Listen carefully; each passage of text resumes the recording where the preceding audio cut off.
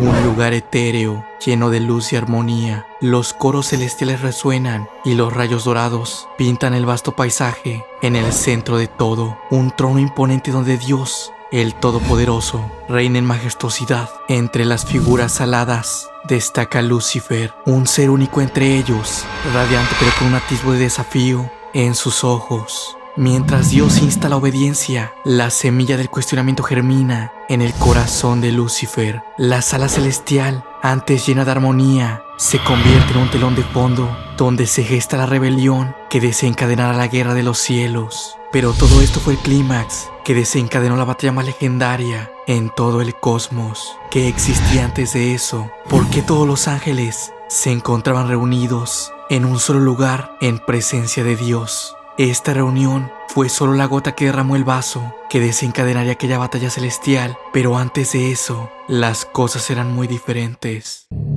Una producción oficial de...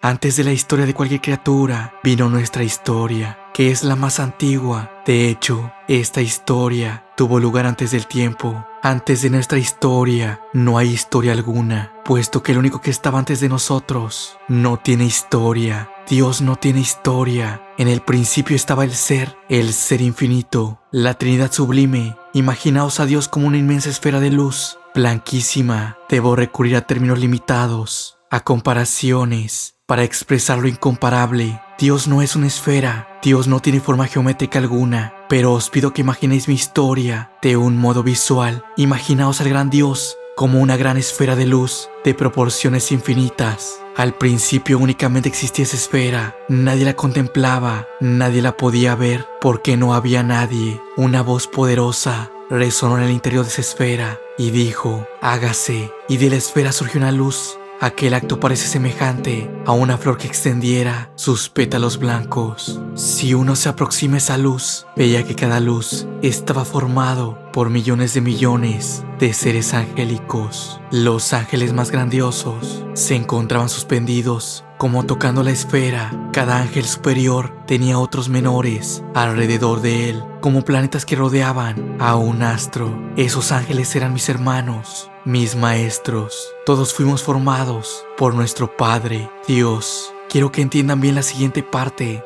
porque es de vital importancia para la historia. El número de ángeles era incalculable. En la cúspide de esta pirámide angelical, en el vértice de esta jerarquía, estaba el más admirable espíritu angélico, Lucifer, la obra maestra de Dios, el vértice de la creación, el más poderoso, el más inteligente. Era también el de más alto rango. Él era el que oficiaba justo delante de la esfera. Lucifer había sido el primogénito de los creados, la primera obra que el Hacedor modeló con sus manos, la primera obra en absoluto, y se deleitó en hacer de él su obra maestra. Lucifer daba la sensación de que él solo vale más que todo el resto de los ángeles. No era así, pero daba esa impresión. Si uno se pone atrás de él, uno a veces tenía la idea fugaz de que él parecía a Dios. Para algunos estas palabras pueden parecer una ofensa, pero escuchar mis palabras con cuidado e imaginen lo mucho que los ángeles admiraban a Lucifer, porque esa fue la razón de que al revelarse un tercio de los ángeles lo siguieran. Él fue el primero en surgir de Dios hacia la oscuridad de la noche. Por eso se le llamó la estrella de la mañana,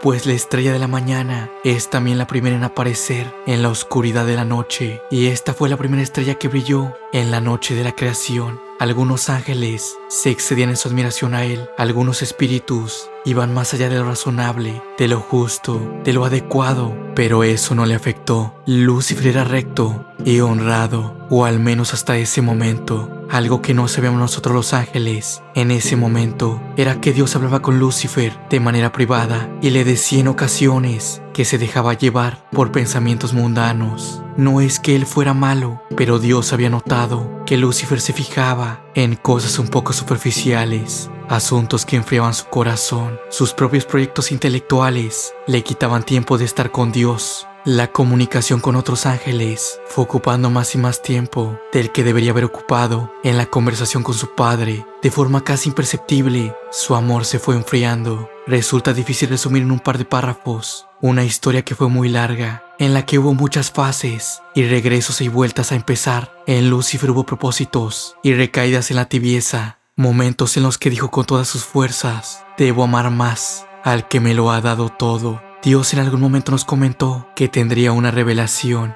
una prueba para todos nosotros. De hecho, aunque nadie lo supo, el momento de la revelación se retrasó para que Lucifer creciera en humildad. Dios después nos lo dijo. Varias veces retrasó ese momento. Varias veces le dijo que la revelación iba a suponer una gran prueba para él y que tenía que prepararse. Finalmente llegó el momento. Finalmente llegó el tiempo de la revelación. Se hizo el silencio en los cielos. El firmamento cayó y Dios habló en un modo solemne. Nos reveló que un día crearía un universo material. Vimos la vida florecer en él. Nos dijo que crearía a la humanidad. Aquello nos llenó de alegría. El plan de Dios era algo que jamás se nos hubiese ocurrido. Y entonces añadió que hasta ahora le habíamos adorado a él como Dios, pero que ahora nos pedía algo más difícil: que le adoráramos a él hecho hombre. Dios se iba a hacer hombre. Le debíamos adorar como Dios hecho hombre. Jesucristo sería su nombre. También mencionó la creación de los humanos y que ellos mismos crucificarían a Jesús. Nosotros aún no podíamos entenderlo. Sin duda, era una prueba de fe para nosotros, así que confiamos en nuestro Padre.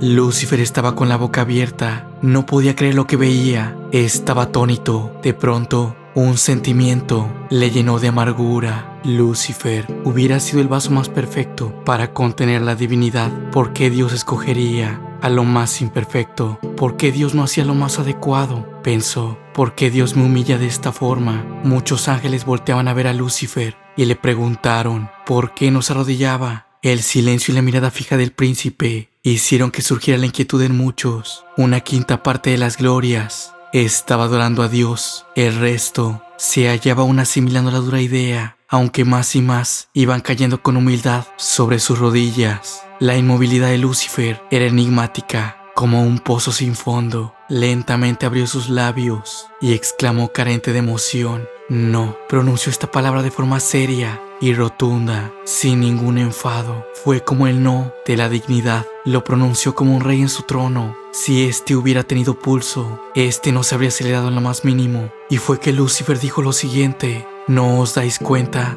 de que esto no puede ser? ¿De que Dios no nos puede pedir un sinsentido? ¿No sois vosotros lo que os tenéis que violentar para aceptar lo inaceptable? Es Dios quien ha hecho algo incorrecto. Sus argumentos estaban dotados de la capacidad de hechizar, pero no porque hubiera magia en ellos. No, la única magia presente era la de una formidable inteligencia. Ante el discurso del rebelde Satanás, la masa de oyentes había quedado atónita y por tanto silenciosa. Y entonces, en mitad del estupor que embargó a todo el cielo ante ese primer discurso, Lucifer, se escuchó una rotunda afirmación: ¿quién como Dios? Y así, el pequeño Miguel se paró frente a Lucifer y le dijo a la cara: eres un soberbio. En un primer momento, cuando Lucifer era respetado, cuando estaba en la cima de su honor, nadie se había atrevido a hacer eso, pero él era impávido y las palabras de Miguel poseían una tal convicción que hirieron profundamente a Lucifer. Para él fue tan doloroso que tuvo que volver sus espaldas ante Miguel y retirarse. Lucifer lloró de rabia. Aquel día, en aquella sala celestial, Lucifer perdió su apariencia de ángel perfecto. Le comenzaron a salir garras y su apariencia fue parecida a la de un dragón. Peleó arduamente, peleó contra los ángeles más fieles a Dios, y en medio de aquella batalla celestial, Dios hablaba con Lucifer, le pedía su arrepentimiento y que si detenía aquella guerra, solo recibiría un pequeño castigo, pero podría seguir en el cielo. Sin embargo, Lucifer se negó por completo, ya no tenía bondad en su corazón, y fue que Dios ordenó a Miguel que lanzara a Lucifer del cielo. Dios otorgó a Miguel un poder inimaginable, uno que Lucifer no fue capaz de resistir. Lucifer cayó del cielo junto con una tercera parte de los ángeles, aquellos que creyeron en él. Todo eso pasó en aquella sala celestial, en un espacio en el cual el tiempo no existía. No olvides dejarme tu like y suscripción. Recuerda activar la campanita para recibir cuando suba un video nuevo.